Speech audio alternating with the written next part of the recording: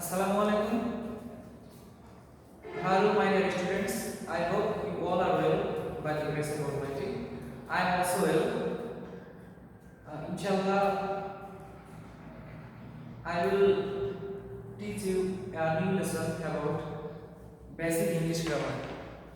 Today I am going to tell us about an important topic in English grammar, that is basic English grammar. You know, if you want to know about the grammatical items, you have to know the basic English grammar. Today I am going to taking about basic English grammar. Basic English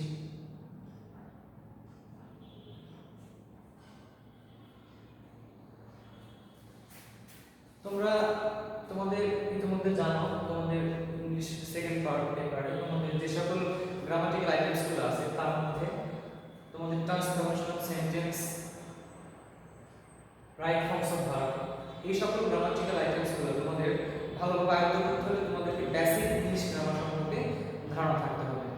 শুরুতেই আমি তোমাদেরকে ধারণা দেব, sentence নিয়ে তোমাদের class হয়েছে, তোমরা already sentence সম্পর্কে জেনেছো। অর্থ ছাড়া সেন্টেন্স পাঁচ ধরনের হয় এবং এই সেন্টেন্সের স্ট্রাকচার, সেন্টেন্সের ভিতরে সাবজেক্ট, পার্টস অফ স্পিচ, সেন্টেন্সের ভার্ব, নাম্বার, পারসন, এই সকল কিছু তোমাদের আয়ত্ত করার জন্য বেসিক ইংলিশ সম্পর্কে তোমাদের ধারণা রাখতে হবে। সো আমি শুরু করছি এখন। সেন্টেন্স তোমরা জানো, sentence assertive sentence, assertive sentence, interrogative sentence, interrogative sentence, imperative sentence, imperative, optative sentence, and exclamatory sentence. Exclamatory sentence.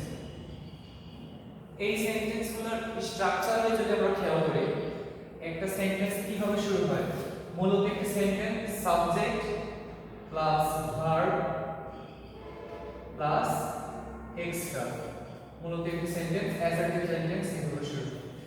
আমাদের সেন্টেন্সের খেয়াল করতে হবে, সেন্টেন্সের গঠনের দিকে দেখলে আমরা খেয়াল করব। প্রথমে সাবজেক্ট বিষয়টা কি আমরা আলোচনা করব। সাবজেক্ট নিয়ে প্রথমে সাবজেক্ট হলো কর্তা, সাবজেক্ট। বাক্যের সাবজেক্ট কি, আমরা সাবজেক্ট সম্পর্কে বলতে গেলে প্রথমে সাবজেক্টের যে বৈশিষ্ট্য আছে সেটা হলো যা বাক্যে প্রথমে থাকে। প্রথম শর্ত হলো এটা, যা বাক্যে প্রথমে বসে সেটাই সাবজেক্ট। এটা হলো তোমাদের ফিক্সড রুল, সাবজেক্ট। এরপরে আমরা জানি কর্তা হলো যে কিছু করে, বাক্যের কাজটি যার দ্বারা সম্পন্ন হয়েছে সে হলো সাবজেক্ট বা কর্তা। তাহলে যে কিছু করে, সে হলো সাবজেক্ট। যেমন রহিম ইটস রাইস, রহিম ভাত খায়। এই বাক্যের ভার্ব হলো ইটস, তাহলে এই বাক্যের ভাত খাওয়ার কাজটি করছে রহিম, তাহলে যে কিছু করে সে হলো কর্তা, তাহলে এটা হলো সাবজেক্ট। তাহলে আমরা দেখছি যে বাক্যে প্রথমে বসছে এবং যে কিছু করছে সে সাবজেক্ট। এরপরে আমরা দেখি যা কিছু আছে সেও সাবজেক্ট। শুধু কিছু করলেই হবে না, যা কিছু আছে সেও সাবজেক্ট। যেমন রহিম হ্যাজ এ পেন, রহিমের একটি কলম আছে। এখানে রহিম কিছু করছে না, তারপরে রহিম সাবজেক্ট, কারণ রহিমের কিছু আছে, যা কিছু থাকবে সেও সাবজেক্ট, তাহলে এখানে যেন সাবজেক্ট। এরপরে শুধু কিছু করলেই হবে না, কিছু থাকলেই হবে না, যা সম্পর্কে কিছু বলা হবে সেটাও সাবজেক্ট।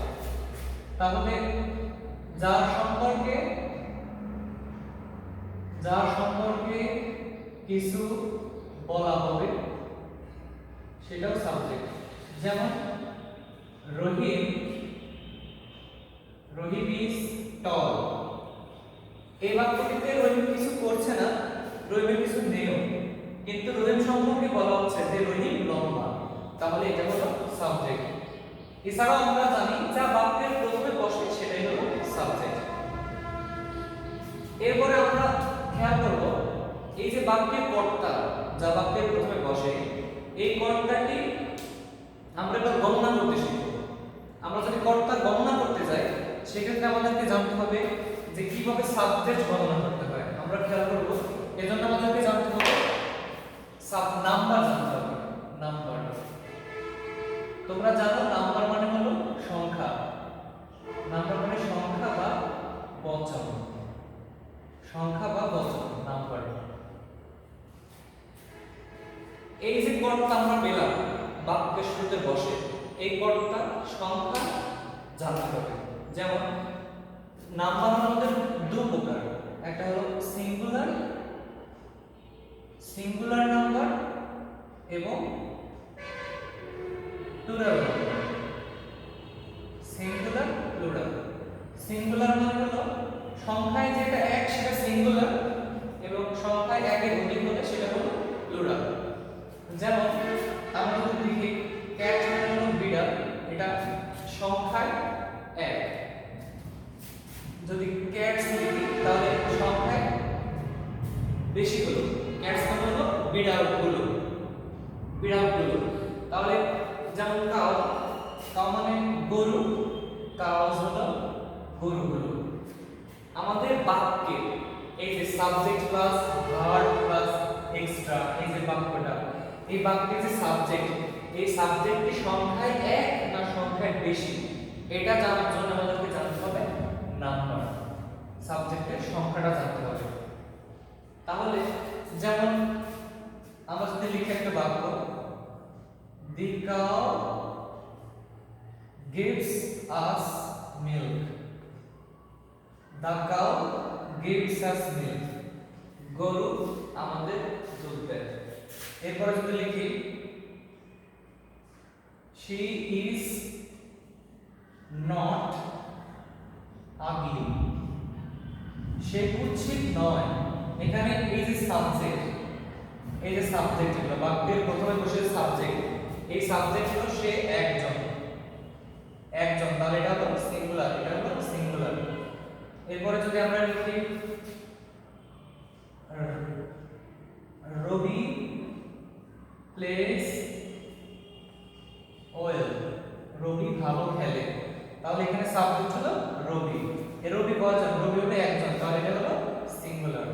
এরপর আমরা যদি খেয়াল করি দে আর পোর, তারা গরিব, তাহলে এখানে সাবজেক্ট হলো দে এবং দে মানে হলো তাহারা, তাহলে এটা হলো সংখ্যায় একের অধিক, তাহলে এটা হলো প্লুরাল। এরপর আমরা যদি লিখি LOUS, লাউস মানে হলো উকুন আর লাইস মানে হলো উকুনগুলো। মাউস ইঁদুর, মাইস হলো ইঁদুরগুলো। তাহলে আমরা দেখছি যে বাক্যের প্রথমে যা বসছে সেই সাবজেক্টটি সংখ্যায় এক নাকি একের অধিক। যদি এক হয় তাহলে সিঙ্গুলার এবং যদি বেশি হয় তাহলে প্লুরাল। সেন্টেন্সের সাবজেক্ট গণনা করে আমাদের যে বিষয়টি আসে সেটা হলো ইংরেজিতে ভার্ব, সাবজেক্টে করে থাকে ভার্ব। সাবজেক্ট গণনা করে আমরা যে বিষয়টি লক্ষ্য করব সেটা হলো সাবজেক্ট কোন পারসন। তোমরা বাংলা ব্যাকরণে খেয়াল করেছো যে পারসন সম্পর্কে আলোচনা আছে, পারসন হলো ব্যক্তি বা পুরুষ। তাহলে সাবজেক্ট আমরা যদি বাক্যে সাবজেক্ট থাকে, যেমন আমি আবার বলছি the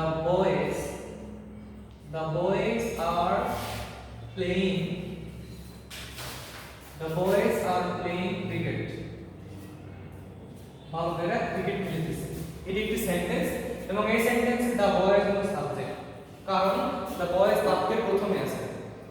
তাহলে ছেলেগুলো, তাহলে এটা সাবজেক্ট এবং এটা plural subject.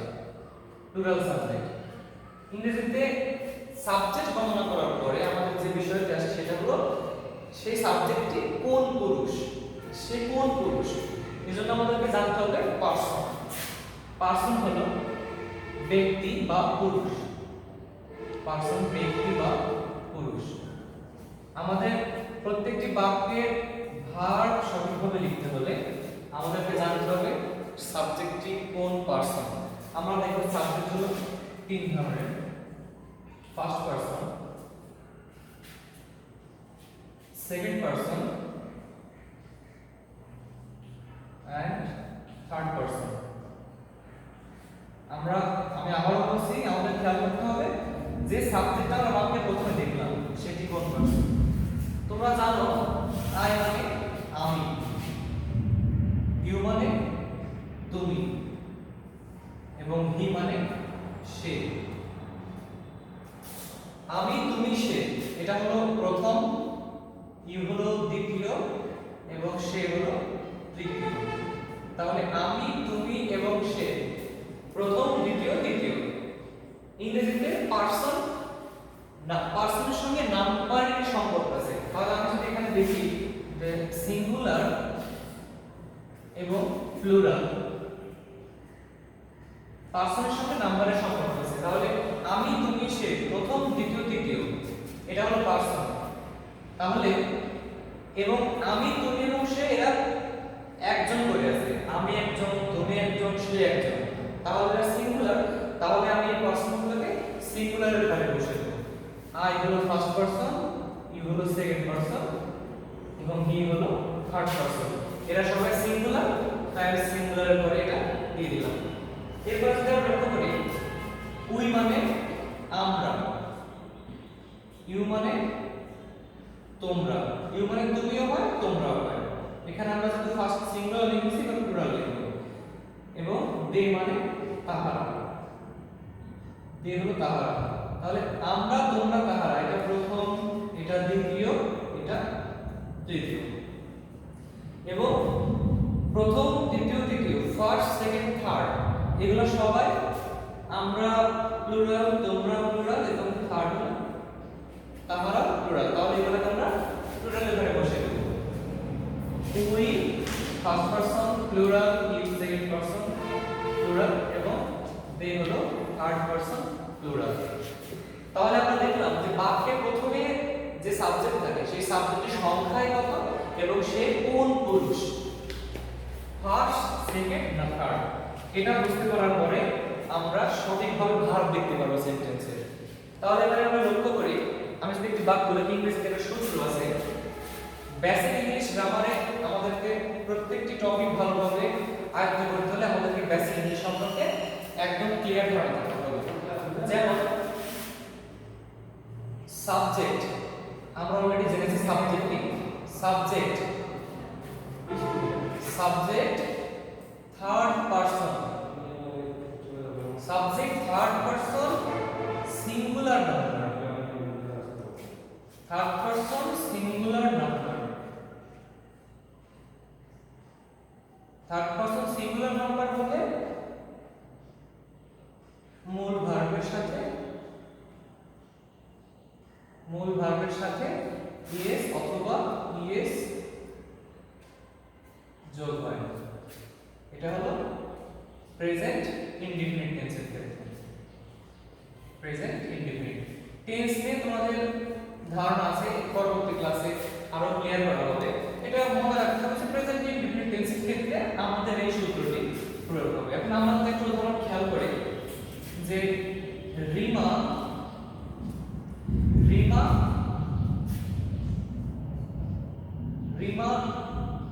dances well, Rima dances well, এটা একটি বাক্য। রিমা ভালো নাচে। তাহলে কে নাচে? রিমা নাচে। তাহলে রিমা হলো এখানে সাবজেক্ট, রিমা সাবজেক্ট। কারণ আমরা জানি যা বাক্যের প্রথমে বসে এবং যে কিছু করে সে হলো সাবজেক্ট। এরপরে আমরা এটা হলো ডান্স মানে নাচা, এটা হলো ভার্ব কাজ, এই বাক্যের কাজ। এখন আমরা শিখেছি সাবজেক্ট গণনা করতে। রিমা হলো একজন, একটি মেয়ের নাম রিমা। তাহলে সে একজন, তাহলে সংখ্যা সে সিঙ্গুলার, তাহলে এটা হলো সিঙ্গুলার সাবজেক্ট, সিঙ্গুলার সাবজেক্ট। আমরা এবারে পারসনে খেয়াল করব। পারসনে থার্ড পারসনে আমরা যদি আসি, হি মেয়ের ক্ষেত্রে শি। আর মনে রাখতে হবে যে কোনো বস্তু ইট আর যে কোনো নাম, যে কোনো নাম। ছেলের ক্ষেত্রে হি, মেয়ের ক্ষেত্রে শি। ইট আর যে কোনো নাম যদি হয় সেটা হবে থার্ড পারসন সিঙ্গুলার নাম্বার। তাহলে আমরা যদি এখানে খেয়াল করি প্রিমা বলে যে কোনো একটি নাম, তাহলে এটা থার্ড পারসন সিঙ্গুলার নাম্বার। তাহলে subject third person singular number হলে মূল ভার্বের সাথে এস অথবা ইএস যোগ হয়। তাহলে এটা হলো ডান্সফুল ভার্ব, তাহলে এর সঙ্গে এস হয়েছে।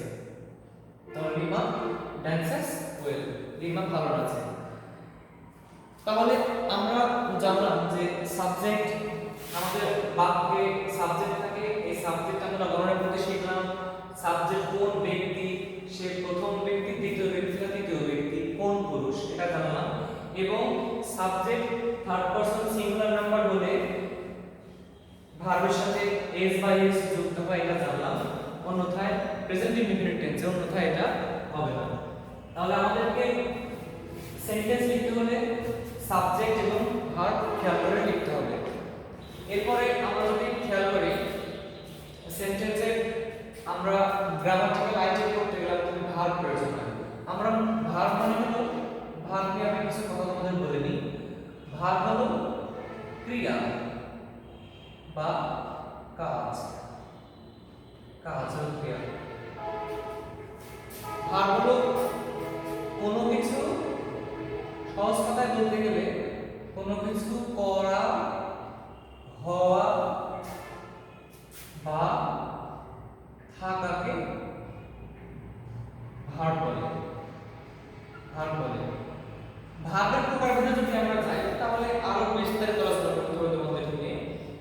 আমরা একটি বাক্যে মূলত আমরা যেটা বেশি ব্যবহার করে থাকি, আমাদের গ্রামাটিক্যাল আইটেমের যে ভার্ব আমাদের প্রয়োজন হয়, ভার্ব অনেক ধরনের আছে। ভার্ব প্রকারভেদ করতে গেলে finite verb, non finite verb, finite verb ব্যবহার প্রকার করব আমরা, ট্রান্সিটিভ ভার্ব, ইনট্রান্সিটিভ ভার্ব, এরকম ভাবে ভার্ব নন ফাইনাইটে যদি আমরা যাই ইনফিনিটিভ, যেটা অনেক বিস্তারিত আলোচনা করতে হবে।